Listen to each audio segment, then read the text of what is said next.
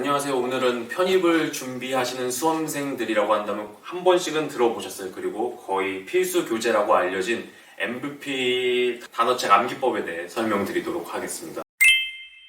우선 처음 MVP 1 교재를 사게 되신다면 합쳐져서 이렇게 한 권의 책으로 나와 있습니다. 근데 저는 이 단어책은 항상 이제 편입 입시가 끝날 때까지 들고 다니면서 봐야 할 서적인데 무겁고 두껍기만 하면 너무 그게 들고 다니기도 힘들고 해서 저는 먼저 사자마자 이렇게 분철을 했습니다. 날짜별로 분철을 해서 해야지 나중에 보기도 더 편하고 그게 더 효율적이라고 생각해서 이렇게 분철했습니다.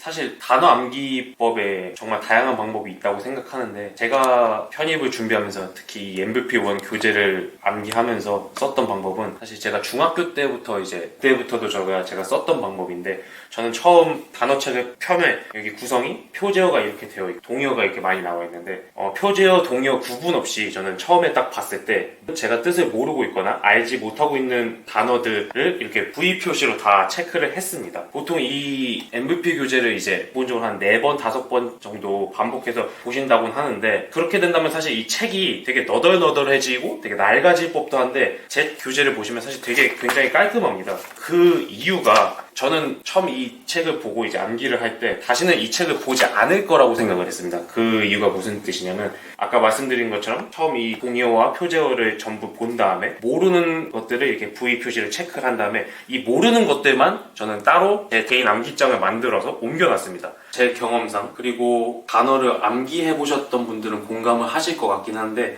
한 번 외웠던 한 번 뜻을 기억하고 있는 단어는 웬만하면 까먹지 않고 계속 머릿속에 갖고 가게 되는데 처음에 몰랐거나 안 외워지는 단어들은 한 번 노력을 해도 계속 안 외워지게 되더라고요. 그래서 저는 어차피 알고 있는 단어는 굳이 신경 쓸 필요가 없을 거라고 저는 생각을 했고 그리고 외워야 할 암기가 보통 편입에서는 뭐 15,000개, 20,000개 정도를 외워야 한다고 하는데 수만 개에 가까운 단어를 어떻게 하면 더 효율적으로 암기할 수 있는가에 대해 계속 고민을 한다면 저는 한 번만 딱 보고 모르는 단어들만 수집을 해서 제 암기장으로 옮겨놨기 때문에 그래서 이렇게 책이 깔끔한 거거든요.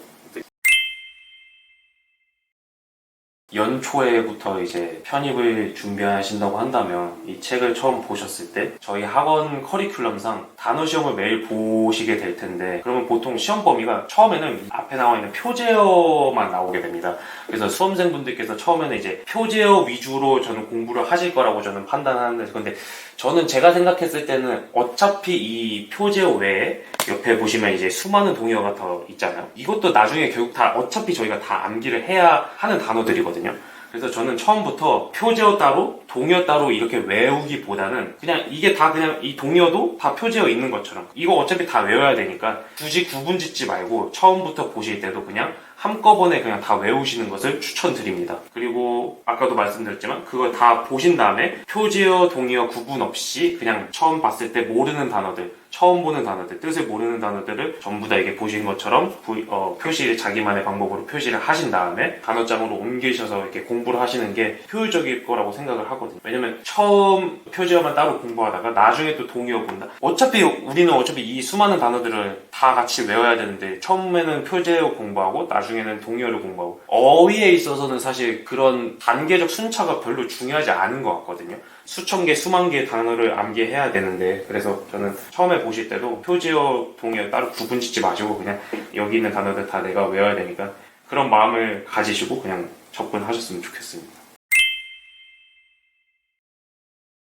그리고 제가 생각해서 영어 단어가 있다고 한다면 한국말 뜻을 외우는 것으로 처음에는 충분하지만 나중에 좀 더 실력이 쌓아지고 이제 후반기에 갈수록 단어책을 보시면 대부분의 수험생들께서 단순히 이 영단어와 한국말 뜻만 외우시는 경향이 있을 거라고 생각하는데 저는 이 예문들도 있거든요. 단어들마다. 그래서 이 예문들을 되게 집중적으로 저는 보셔야 된다고 생각합니다. 왜냐하면 저희가 대부분의 이제 어휘가 되게 중요한 파트로 불려지는 이제 논리 파트 같은 경우는 대부분의 문제가 물론 영어 단어에 한국말 뜻만 안다고 하더라도 풀 수 있는 문제가 대다수인데 정말 어려운 문제들 특히 상위권 학교로 갈수록 논리 문제가 굉장히 어려워집니다. 그 문제들은 단순히 한국말 뜻만 외운다고 해서 풀 수 있는 문제들도 있겠지만 없는 문제들도 되게 많거든요. 왜냐하면 이거는 단순히 영어를 한국말로 번역하는 과정이기 때문에 영어의 어떤 어감, 그 영어만에 쓰이는 어떤 언어적 뉘앙스라든지 그것을 한국말에 담기지 않은 것들이 되게 많아요. 그래서 나는 이 영단 단어를 한국말 뜻을 이런 뜻으로 알고 있었는데 실제로 논리 문제로 그런 뜻을 갖고 해석을 해서 풀었는데 틀리는 경우도 되게 많거든요. 수험생들 분들께서도 되게 많이 공감을 하실 것 같은데 그런 점을 방지하기 위해서 저는 이 예문 공부가 되게 중요하다고 생각하거든요. 왜냐면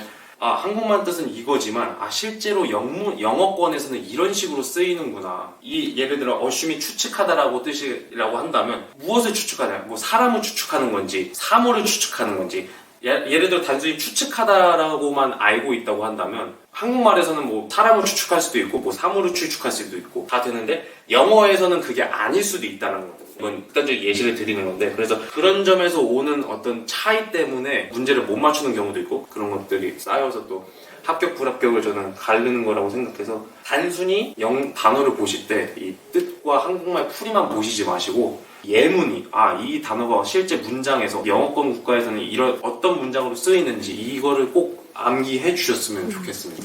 그러면은 애초에 단어를 볼 때부터 네. 우리가 실제 시험장에서 써먹을 수 있게 공부를 해야 된다는 말씀이신데 네네네 맞습니다. 그게 이제 뭐 예문을 보고 뭐 어떤 목적어와 뭐 어떤 상황에서 같이 네네. 쓰이고 그런 걸 알아야 논리력도 형성이 되고 맞습니다. 그 말씀이신 거죠? 맞습니다. 네. 그 질문 이제 수험생분들께서도 되게 많이 해주시는데 저는 뭐 하루에 순공 시간이 이제 개인별로 되게 천차만별이긴 하지만 저는 그냥 대략적으로 말씀드렸을 때 저는 6시간 이상 막 이렇게 해도 저는 되게 좋다고 생각하거든요. 근데 그렇게 말씀드리면 아직 논리나 독해가 더 중요한데 그렇게 어휘 공부에 많이 투자해도 되냐라고 이렇게 질문 주시는 분들도 많아요. 근데 따지고 보면 논리 독해도 어휘가 안 되어 있으면 무용지물입니다. 그래서 뭐 문법도 사실 어휘력이 좋을수록 뭐 유리한 점도 있긴 하지만 문법 파트를 제외하고 논리 독해는 결국 성적을 올리려면 일단 어휘가 무조건 탄탄해야 합니다. 그래서 어휘 공부에 좀 많은 시간을 투자하셔야 된다고 생각합니다. 우리가 단어만 제대로 공부해도 네. 논리, 독해, 문법이 다 잡히는 방식으로 공부할 수 있잖아요. 맞습니다. 아까 설명하셨던 것처럼 MBP를 정말 꼼꼼하게 뭐 디테일하게 봐주시면은 네. 예문도 보고 우리가 어떤 상황에서 어떻게 쓰이는지를 또 추측하면서 보다 보면은 그게 논리가 되는 거고 그게 진짜 논리력이고 독해력입니다. 사실 문법 공부를 단어책으로 끝낼 수는 없고 이론을 외우셔야 되기 때문에 이제 문법 문제를 푸는데 도움이 되는 방법이 하나 있긴 합니다. 왜냐면 가끔씩 문법 문제를 푸시다 보면 어휘와 관련해서 직결해서 내는 문제들이 있는데 예시를 드릴게요. 여기 보시면 인게이지라는 단어가 있잖아요. 근데 이거 되게 뜻이 되게 많아요. 여기서도 지금 6개까지 뜻을 첨부를 해주셨는데 보시면 이게 되게 골치 아픈 단어인 이유가 단순히 인게이지가 이런 뜻만이 있다. 물론 6번째까지 뜻을 다 알고 있는 것도 되게 훌륭하게 되게 공부를 하신 건데 여기서 더 나아가 인게이지를 갖고 이제 문법 문제 이제 출제되는 경우가 몇 번 있어갖고 예를 들어 이런 겁니다. 이게 2번째 뜻을 보시면 engage는 되게 다양한 전치사가 쓰일 수 있거든요. in과 쓸 수도 있고 to를 쓸 수도 있고 with를 쓸 수도 있는데 그게 어떤 전치사가 수반되느냐에 따라서 의미가 달라집니다. 그래서 그걸 갖고 이제 문법 문제를 출제하는 거거든요. 예를 들어 해석상 여기서는 약혼시키다 이런 뜻으로 문제를 출제했기 때문에 to를 써야 하는데 문제는 with나 in을 쓴 거죠. engage가 with나 in과 합쳐지면 약혼시키다 뜻이 아니라 어떤 전쟁에 참여하다 교전하다라는 뜻이 되거나 어떤 직무나 업무에 종사하다 이런 뜻으로 아예 바뀌어버리거든요. 그래서 아까도 말씀드렸다시피 어휘책 갖고 절대 모든 파트를 다 공부를 하실 수는 없겠지만 이런 골치 아픈 어휘들, 문법 문제 자주 나오는 어휘들은 이런 식으로 공부를 하시면 도움이 많이 될 거라고 생각합니다. 그래서 예문 꼭 아까도 말씀드렸지만 예문 꼭 보셔야 되고 인게이지가 in이라는 전치사를 쓰일 때는 이렇게 쓰이는구나 with라는 전치사를 쓰일 때는 이런 뜻으로 쓰이는구나를 꼭 이것까지 함께 외우셨으면 좋겠습니다. 어휘 공부는 사실 시험 직전까지 꼭 하셔야 되는 거라서 평일 주말 항상 매일 꼭 해주셨으면 좋겠고 시간도 하루에 최소 3시간 이상 많을수록 좋다고 생각합니다. 제가 지금 단어 어휘 파트를 설명드리긴 했지만 다른 부분도 잘 설명드릴 수 있으니까 공부 열심히 하시고 모르시는 거 있으면 언제든지 저를 찾아와 주시면 감사하겠습니다. 화이팅!